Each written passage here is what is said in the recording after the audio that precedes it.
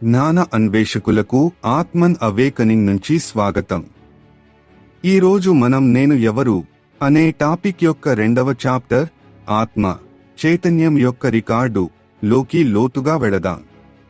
మీరు వేగంగా సమాచారం తెలుసుకోవాలన్న ఆసక్తిగా ఉన్నవారైతే ప్లేబ్యాక్ వేగాన్ని 1.5 రెట్లకు పెంచుకోవచ్చు. ఆత్మ అనేది ఒక మిస్టరీ, శరీరానికి అతీతమైనది మరియు సూక్ష్మమైన శక్తి. గతంలో చాలా మంది దీన్ని వివరించడానికి ప్రయత్నించారు, కానీ ఈ విషయంలో క్లారిటీ కంటే కన్ఫ్యూషనే ఎక్కువగా మిగిల్చారు. వివిధ మతాల ప్రచారాలలో ఉన్న కథలు మనకు ఆత్మని చూడగలిగేది మరియు తాకగలిగేదిలా పేర్కొన్నాయి, కానీ అవి సింబల్స్ మాత్రమే. సైంటిస్టులు ఇన్స్ట్రుమెంట్స్, ఎక్స్పెరిమెంట్స్ తో ప్రూవ్ చేయడానికి చాలాసార్లు ట్రై చేశారు, కానీ వాళ్ళు కూడా ఫెయిల్ అయ్యారు. ఈ రెండు గ్రూప్స్ ఆత్మ గురించి వివరించడానికి చాలా ప్రయత్నం చేసినప్పటికీ అసలు ఆత్మ అంటే ఏంటో కంప్లీట్ గా అర్థం చేసుకోలేకపోయారు. ఏదేదో చెప్పి మనల్ని మళ్లీ మొదట్లో ఆత్మ మీద ఉన్న డౌట్కే తీసుకొచ్చారు. నిజానికి ఆత్మ గురించి, పుట్టకముందు మరియు చావు తర్వాత ఉన్న స్థితి గురించి మనకు థియరీస్ మాత్రమే ఉన్నాయి. అవి చాలా వరకు అనుభవం కంటే ఊహల మీదే ఎక్కువగా ఆధారపడ్డాయి. ఇలా ఆత్మ గురించి అనుభవం పొందేందుకు ఒక దారి ఉంది, అదే యోగి మార్గం. యోగి అనే వ్యక్తి పూర్తిగా ప్రకృతికి సరెండర్ అవుతాడు. వారు మనసును ఆత్మలో కలిపి ఆత్మని అల్టిమేట్ ట్రూత్ అనగా భగవంతుడిలో కలుపుతాడు. దీనివల్ల అతను ఆలోచనలు మరియు అహం అనే మేఘాలను దాటగలుగుతాడు. ఈ డీప్ అవేర్నెస్ స్టేట్లో అనగా కంప్లీట్ మెడిటేషన్లో యోగి ఆత్మ యొక్క నిజస్వరూపాన్ని తెలుసుకుంటాడు. ఆత్మ పుట్టుకకు ముందు మరియు చావు తర్వాత జర్నీని ట్రేస్ చేయగలుగుతాడు. కనుక ఆత్మ యొక్క అవగాహన థియరీ నుంచి కాదు, డైరెక్ట్ అనుభవం నుంచి వస్తుంది. ఇది అంగీకరించడం చాలా మందికి కష్టం కావచ్చు. మతం మీద అమితమైన నమ్మకాలున్న వాళ్లు తరతరాలుగా వినిన కథలనే నమ్ముతారు. సైన్స్ పై ఆధారపడేవాళ్లు కొలవగలిగే ప్రూఫ్ కావాలని కోరుకుంటారు. కానీ ఆత్మ గురించి నిజమైన అవగాహన నమ్మకాలకి మరియు ప్రూఫ్లకి అతీతంగా ఉంటుంది. అది వివరించేది కాదు, అనుభవించేది. ఆత్మ అనే పదానికి చాలా అర్థాలున్నాయి. దీన్ని biology, psychology, theology, philosophy, mysticism, yoga ఇలా చాలా కాంటెక్స్ట్లో వాడారు. కానీ నిజంగా దీనిని అర్థం చేసుకోవాలంటే మనం మరింత లోతుకి వెళ్ళాలి. యూనివర్స్లో ప్రతి భౌతిక వస్తువుకి 5 డైమెన్షన్స్ ఉన్నాయి: పొడవు, వెడల్పు, లోతు, క్యారెక్టర్, స్పేస్. మొదటి 3 భౌతిక రూపానికి చెందినవి, ఇవి మనకు తెలుసు. 4వ డైమెన్షన్, క్యారెక్టర్, మరింత సూక్ష్మమైనది. ఇది ఒక వస్తువులో ఉండే ఎనర్జీ. దీనివల్లే ఆత్మకి ప్రత్యేకమైన క్వాలిటీస్ వస్తాయి. సౌండ్, టేస్ట్, స్మెల్ ఇవన్నీ క్యారెక్టర్ వల్లనే వస్తాయి. ఈ 4వ డైమెన్షన్ని క్లియర్గా ఎక్స్ప్లెయిన్ చేయడానికి మనం ఒక ఉదాహరణను తీసుకుందాం. ఈ విశ్వాన్ని ఒక పెద్ద, అంతులేని ఆట స్థలంలా ఊహించుకుందాం. ఈ ఆట స్థలం లెక్కలేనన్ని చిన్న చిన్న ఎనర్జీ కణాలతో నిండి ఉంటుంది. ఈ కణాలు యూనివర్స్లో ప్రతి వస్తువులోనూ ఉన్నాయి, ఖాళీ స్పేస్లో కూడా ఉన్నాయి. ఈ కణాలనే పంచభూతాలలో ఒక్కటైన ఆకాశ కణాలు అని కూడా అంటారు. వీటి గురించి మనం తర్వాత వీడియోలో పూర్తిగా తెలుసుకుంటాం. ఇప్పటికీ వీటిని ఛార్జ్ అయిన కణాలుగా అనుకుందాం. ఈ కణాలు పిల్లల్లాంటివి, జీవంతో నిండి ఉంటాయి మరియు ఎప్పుడూ కదులుతూనే ఉంటాయి. నమ్మలేనంత వేగంతో ఇటూ అటూ పరుగెడుతూ ఉంటాయి. అవి ఎప్పుడూ రెస్ట్ తీసుకోవు, ఎప్పుడూ ఒకదానికొకటి తగులుకుంటూ, ఆడుకుంటూ, ఎక్స్ప్లోర్ చేస్తూ ఉంటాయి. ఈ చిన్న కణాలు అటూ ఇటూ తిరుగుతున్నప్పుడు వాటి చుట్టూ ఉన్న ఖాళీ స్పేస్తో ఇంటరాక్ట్ అవుతాయి. ఇది పిల్లలు నిశ్శబ్దంగా ఉన్న పాండ్లో ఆడుతున్నట్లుగా ఉంటుంది. అలా పిల్లలు నిశ్శబ్దంగా ఉన్న పాండ్ ని కదిలిస్తే ఏం జరుగుతుంది? అలలు అనగా రిపుల్స్ వస్తాయి కదా. ఇలా పిల్లలు పాండ్లో రిపుల్స్ చేసినట్లే ఈ చిన్న పార్టికల్స్ కూడా స్పేస్ లో ఉన్న నిశ్చలతో అనగా స్టిల్నెస్ తో ఇంటరాక్ట్ అయినప్పుడు షాడో వేవ్ పార్టికల్స్ ని క్రియేట్ చేస్తాయి. ఈ విశ్వంలో ఉన్న ప్రతి వస్తువు ఆకాశ కణాలతో తయారు చేయబడ్డాయి కాబట్టి ఈ రిప్పుల్స్ ప్రతి వస్తువు లోపల ఉంటాయి. యూనివర్స్ లో ఉన్న ప్రతి ఆబ్జెక్ట్ లోపల ఉన్న స్పేస్ లో ఈ రిప్పుల్స్ నిండి ఉంటాయి. అందుకే ఈ షాడో వేవ్ పార్టికల్స్ తయారయ్యే ప్రాసెస్ విశ్వంలో ఉన్న ప్రతి వస్తువులో, ప్రతి జీవిలో ఉంటుంది. సాధారణ వేవ్ పార్టికల్స్ అని కాకుండా వీటిని షాడో వేవ్ పార్టికల్స్ అని ఎందుకు పిలుస్తారు అంటే వాటికి సూక్ష్మమైన, కంటికి కనిపించని స్వభావం ఉంటుంది కాబట్టి. మనకి ఫిజిక్స్ లో తెలిసిన సాధారణ వేవ్ కణాలు అనగా లైట్ వేవ్స్ లేదా సౌండ్ వేవ్స్ లాగా కాకుండా ఇవి వేరుగా ఉంటాయి. ఈ షాడో వేవ్ కణాలు చాలా సూక్ష్మమైన, అగోచర స్థితిలో ఉంటూ వస్తువుల లేదా జీవుల లక్షణాలను మరింత గుప్తంగా ప్రభావితం చేస్తాయి. ఈ షాడో వేవ్ పార్టికల్స్ మామూలు ఫిజిక్స్ లో తెలిసిన అలల మాదిరిగా ప్రసారం కావు. ఇవి మనం రోజూ ఎక్స్పీరియన్స్ చేసే వివిధ అనుభూతులుగా మారగలిగే అద్భుతమైన శక్తి కలిగి ఉంటాయి. ఈ షాడో వేవ్ కణాలు పలు వస్తువులలో ఉండి మనతో ఇంటరాక్ట్ అయినప్పుడు మనకు వివిధ అనుభూతులు తెలుస్తాయి. ఈ అనుభూతుల మీద కొన్ని ఉదాహరణలు తీసుకుందాం. మొదటి అనుభూతిగా శబ్దం అనగా సౌండ్. మనం రోజూ వినే పక్షి పాటలో ఉండే మెలోడీ, ఆకుల సవ్వడి లేదా మ్యూజిక్ ఇవన్నీ ఈ షాడో వేవ్ కణాలు ఆయా వాటిళ్లలో కంపించి మనకు సౌండ్ వేవ్స్ గా అనుభూతి చెందేలాగా చేస్తాయి. వేడి అనగా హీట్. మన చర్మంపై సూర్యుని వెచ్చదనం లేదా మంట నుండి వచ్చే వేడి ఇవన్నీ ఈ షాడో వేవ్ కణాలు మనకు థర్మల్ ఎనర్జీగా అనుభూతి చెందేలాగా చేస్తాయి. రుచి అనగా టేస్ట్. మనం ఆస్వాదించే పండిన మామిడి తీపి లేదా మిరపకారం ఇవన్నీ ఈ షాడో వేవ్ కణాలు మన టేస్ట్ బడ్స్ తో ఇంటరాక్ట్ అయినప్పుడు మనం అనుభవించేవి. వాసన అనగా స్మెల్. మనం ఆస్వాదించే వర్షపు తాజా వాసన లేదా పువ్వు సువాసన ఇవన్నీ ఈ షాడో వేవ్ కణాలు మన వాసన జ్ఞానంతో ఇంటరాక్ట్ అయినప్పుడు వచ్చే ఫలితం. ఈ షాడో వేవ్ కణాలు యొక్క అలలు లేదా రిపుల్స్ యూనివర్స్ లో కలిసిపోయేటప్పుడు వాటి ప్రత్యేకమైన ముద్రలను వదిలి అబ్సల్యూట్ స్పేస్ అనగా శివునితో ఐక్యమవుతాయి. కనుక ఈ అనుభూతులు మనకు మన చుట్టూ ఉన్న ప్రతిదానికి క్యారెక్టర్ తయారు అయ్యేలాగా చేస్తుంది. ప్రతి మనిషికి అతని అనుభవాల వల్ల అతనికి వచ్చే ప్రత్యేకమైన పర్సనాలిటీ లాగా యూనివర్స్ లో కూడా ప్రతి వస్తువుకి ఈ షాడో వేవ్ కణాల వల్ల దాని స్వంత ప్రత్యేక క్యారెక్టర్ ఉంటుంది. ఇవి ఇలా చాలా రకాల అనుభూతులని తయారు చేసి ప్రతి వస్తువుకి విశ్వంలో ప్రత్యేకమైన ఉనికిని మరియు సారాన్ని ఇస్తాయి. ఇప్పుడు మీరు తెలుసుకుంటున్న టాపిక్ ఇప్పటి నుండి ఇంకా చాలా ఆసక్తికరంగా మారబోతుంది. ఈ షాడో వేవ్ కణాలు నృత్యం చేస్తూ శూన్యంలోకి కలిసిపోతున్నప్పుడు వాటి వెనుక ఏదో కనిపించని శక్తివంతమైన దాన్ని వదిలివెడతాయి. అదే మాగ్నెటిక్ వేవ్ ఫీల్డ్. ఈ షాడో వేవ్ కణాలు చేసే ప్రతి ఇంటరాక్షన్, వాటి వల్ల కలిగే రిపుల్స్ ఈ కనిపించని ఫీల్డ్ లో ఒక మెమొరీ బుక్ లాగా రికార్డ్ అవుతుంది. ఈ మాగ్నెటిక్ వేవ్ ఫీల్డ్ ఒక కథకుడిలా పనిచేస్తుంది. ఇది ప్రతి వస్తువులో ఉండే ఆకాశ కణాల యొక్క అన్ని ఇంటరాక్షన్స్ ను గుర్తుపెట్టుకుంటుంది. ఇంకా చెప్పాలి అంటే ఈ మాగ్నెటిక్ వేవ్ ఫీల్డ్ వస్తువుల లోపల మాత్రమే కాదు, దాని చుట్టూ ఉన్న ప్రతిదానితో ఆ వస్తువు లేదా జీవి చేసే చిన్న నుండి పెద్ద ఇంటరాక్షన్ దాకా జరిగే అన్నింటినీ గుర్తుపెట్టుకుంటుంది. అందుకే విశ్వంలో ఉన్న ప్రతి వస్తువు, చిన్న రాయి నుండి పెద్ద నక్షత్రం దాకా, అవి చేసిన ఇంటరాక్షన్స్ ను, వాటిలో దాగి ఉన్న కథలాగా ఈ మాగ్నెటిక్ వేవ్ ఫీల్డ్ మోసుకెళ్తుంది. సింపుల్ గా చెప్పాలంటే ప్రతి వస్తువులోని ఆకాశ కణాలు ఆ వస్తువు లోపల ఉన్న స్పేస్ తో ఇంటరాక్ట్ అవుతాయి. షాడో వేవ్ కణాలు ని రిపుల్స్ లాగా ఏర్పరుస్తాయి. ఇవి మనం ఎక్స్పీరియన్స్ చేసే సెన్సేషన్స్ ని సృష్టిస్తాయి. ఈ కణాలు మళ్లీ స్పేస్ లేదా శూన్యం లేదా శివునిలో కలిసిపోయేటప్పుడు అవి ఒక ముద్రను వదిలివెడతాయి. ఇది అక్కడ ఒక మాగ్నెటిక్ ఫీల్డ్ ని ఏర్పరుస్తుంది. ఈ మాగ్నెటిక్ ఫీల్డ్ ఒక మెమొరీ లాంటిది. వస్తువు యొక్క క్యారెక్టర్, మరియు అనుభవాల కథను దాచుకుంటుంది.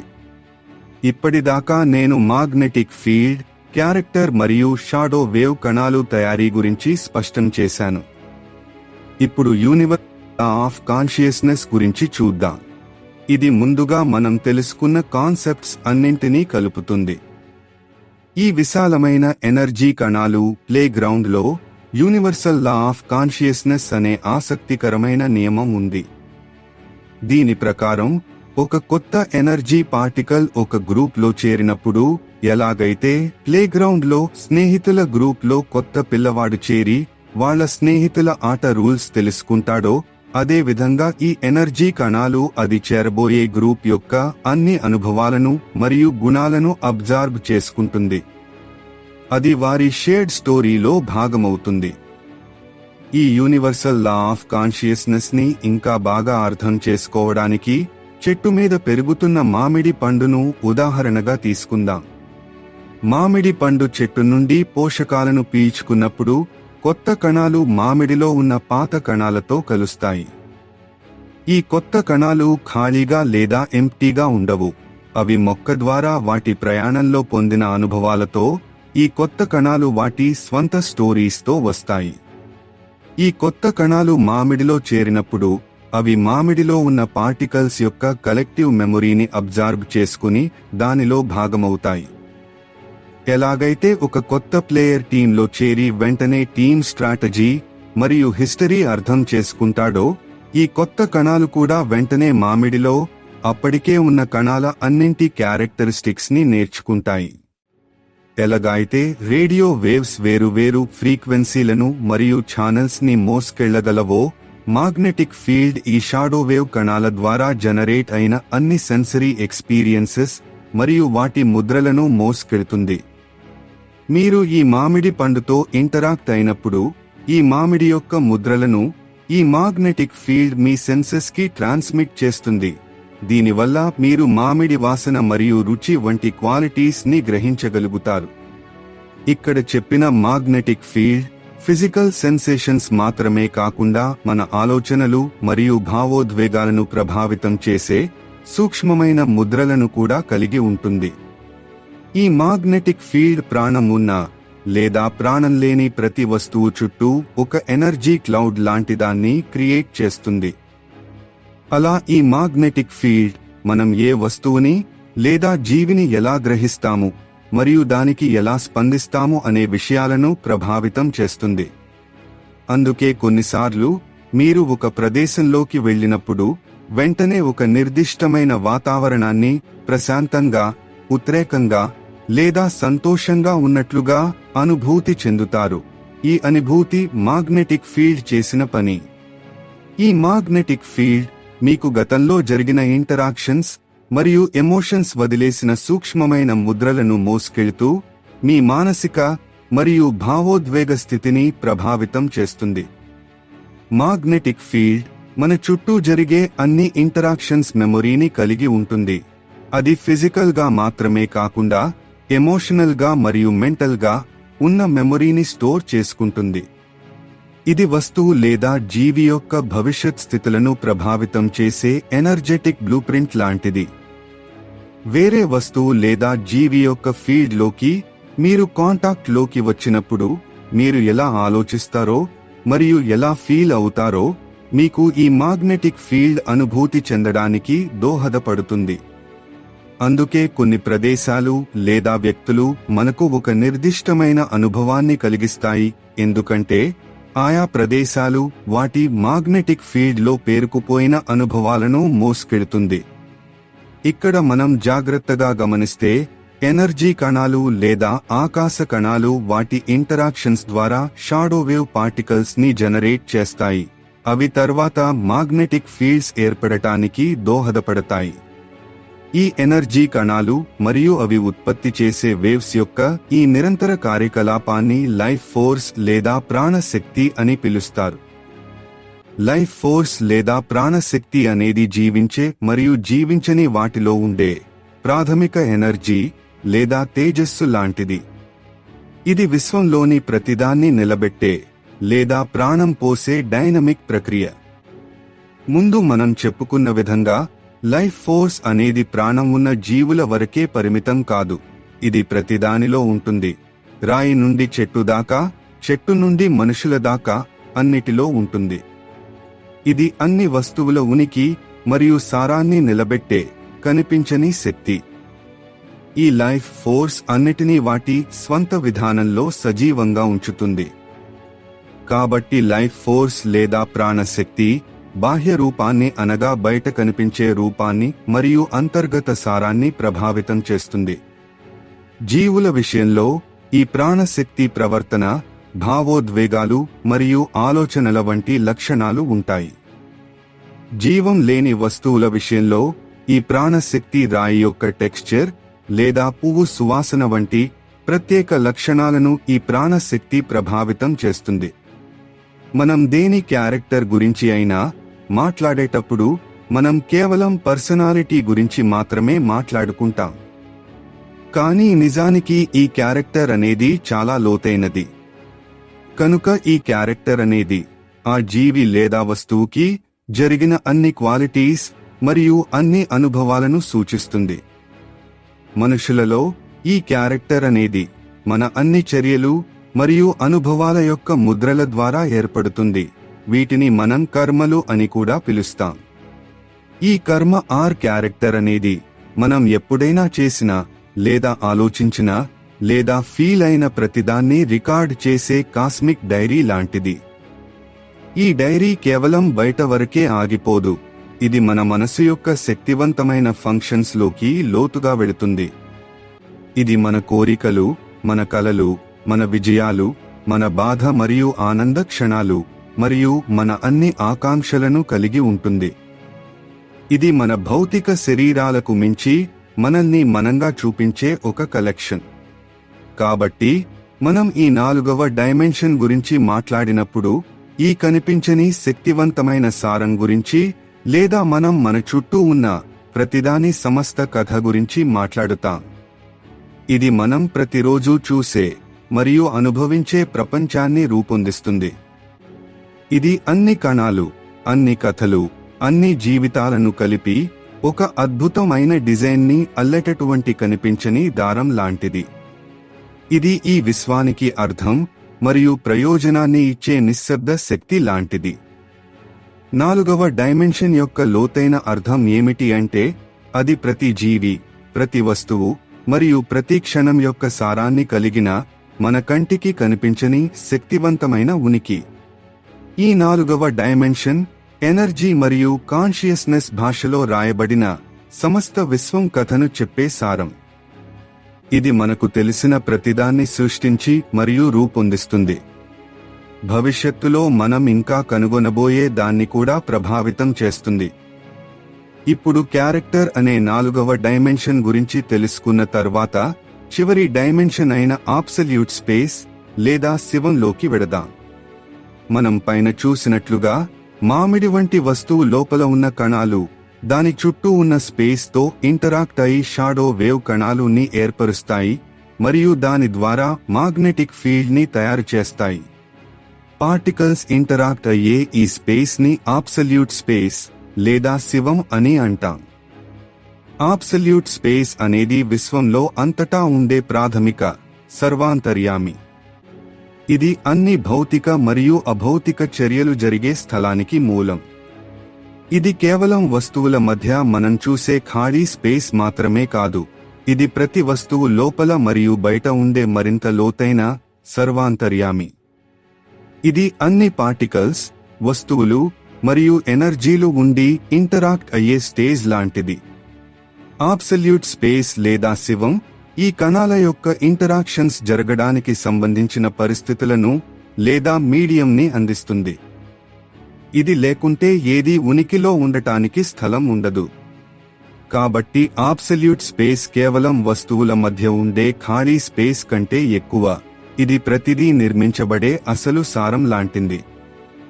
ఇలా 5 డైమెన్షన్స్ గురించి తెలుసుకోవడం వల్ల ఇప్పుడు ఆత్మ అంటే ఏమిటో అర్థం చేసుకోవడం సులభమవుతుంది.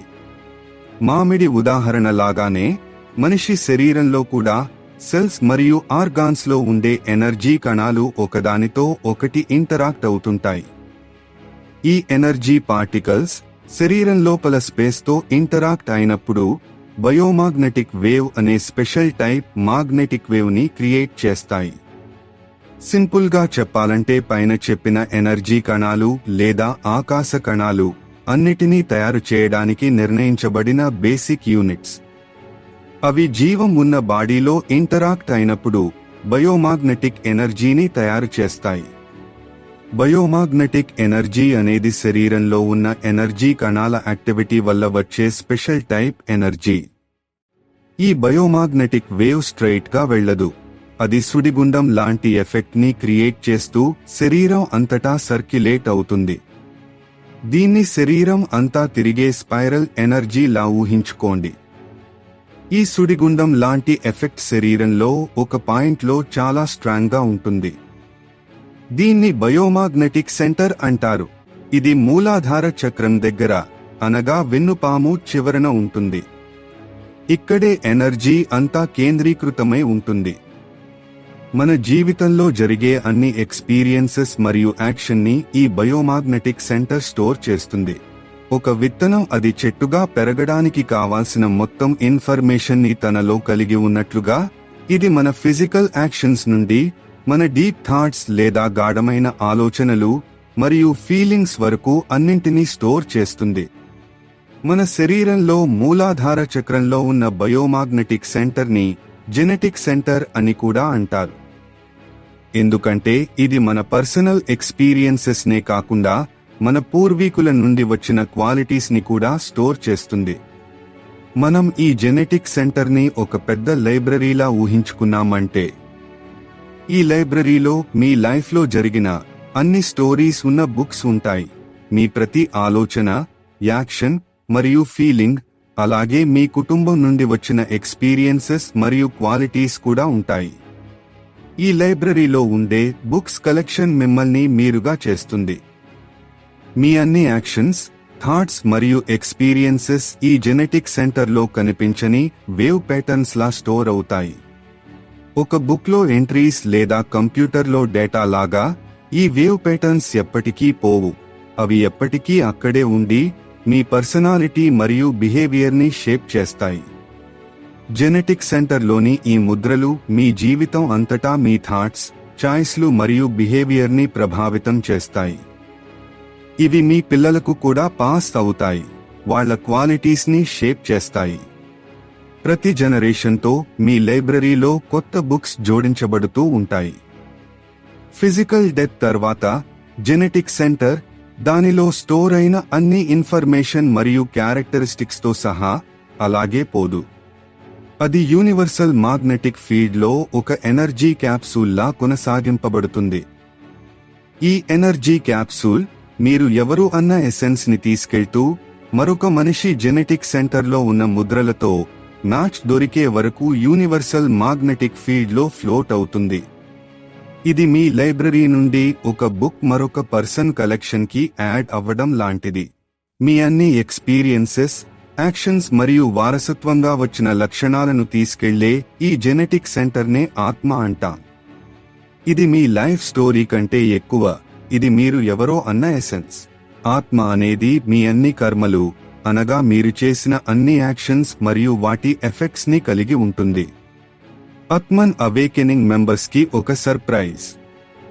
ఈ ఇండివిజువల్ ఎనర్జీ క్యాప్సూల్స్ తేలుతూ పోయే యూనివర్సల్ మాగ్నెటిక్ ఫీల్డ్ మరేదో కాదు. దీన్నే ఆకాశిక్ రికార్డ్స్ అని కూడా అంటాం. ఆసక్తిగా ఉందా? వచ్చే వీడియోస్లో ఈ ఆకాశిక్ పార్టికల్స్ మరియు వాటి మాయాజాల పరిమాణాలు గురించి డీప్ గా చెప్తాం. Stay tuned. స్పిరిచువల్ జర్నీలో ఉన్న అన్వేషకులకు ఆత్మని మాటలతో లేదా లాజిక్ తో చెప్పలేం. నేను నా వంతు ఎక్స్ప్లెయిన్ చేయడానికి ట్రై చేశాను. మీకు డౌట్స్ ఉంటే క్రింద కామెంట్ చేయండి. Let's discuss and understand. ఈ సోల్ గురించిన అండర్స్టాండింగ్ మీరు మెడిటేట్ చేసినప్పుడు క్లియర్ గా అర్థం అవుతుంది. నెక్స్ట్ చాప్టర్లో మనం కాన్షియస్నెస్ లేదా చైతన్యం యొక్క సారాన్ని తెలుసుకుంటాం. Stay tuned. మా ఛానల్ కి ఇంకా సబ్స్క్రైబ్ చేయకపోతే దయచేసి ఇప్పుడే సబ్స్క్రైబ్ చేయండి. ఇది నిజంగా మాకు అద్భుతమైన కంటెంట్ తీసుకురావడానికి ప్రోత్సహిస్తుంది. Be blessed.